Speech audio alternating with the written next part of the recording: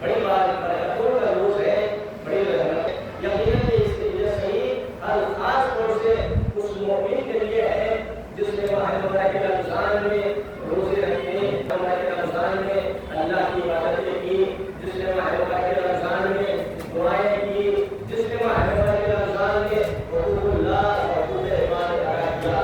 یقیناً آج کا دن خوشی منانے کا دن ہے، لیکن خوشی منانے کا دن یہ ہے کہ آج کا دن سب سے بڑا پیغام امن و امان کا پیغام ہونا چاہیے، سب سے بڑا پیغام بھائی چارگی کا پیغام ہونا چاہیے، سب سے بڑا پیغام محبت کا پیغام ہونا چاہیے، سب سے بڑا پیغام الفت کا پیغام ہونا چاہیے، سب سے بڑا پیغام انسانیت کا پیغام ہونا چاہیے، سب سے بڑا پیغام عافیت کا پیغام ہونا چاہیے۔ یقیناً آج کا روز یہ معلوم ہونا چاہیے کہ ہم ایک مہینہ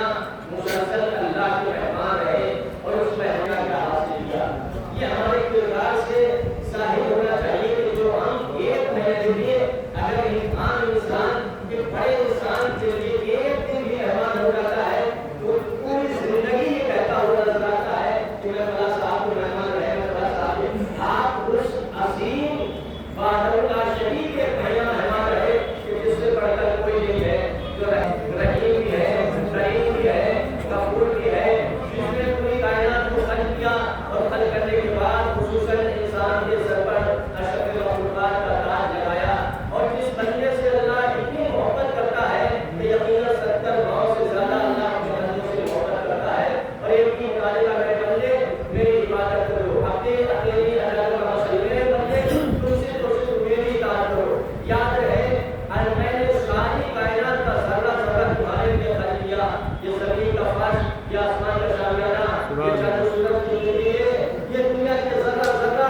سب تمہارے لیے خلق کیا، لیکن یاد رہے خلق کو کہا نہیں، میں نے تمہیں جان کے لیے نہیں خلق کیا، میں نے تمہیں ستارے کے لیے نہیں خلق کیا، میں نے تمہیں پیدائش کے لیے نہیں خلق کیا، میں نے تمہیں زمین و آسمان کے لیے خلق نہیں کیا، بلکہ خلق کو کہا نہیں، میں نے تمہیں اپنے لیے خلق کیا ہے۔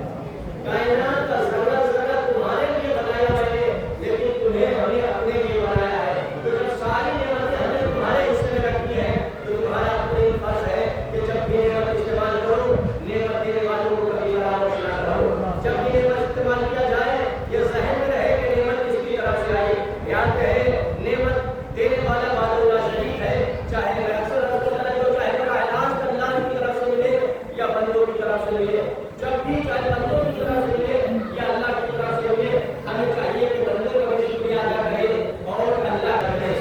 آج روز سے آج کا روز اللہ کی عبادت کے ساتھ ساتھ بندوں کو یاد کرنے کا روز ہے۔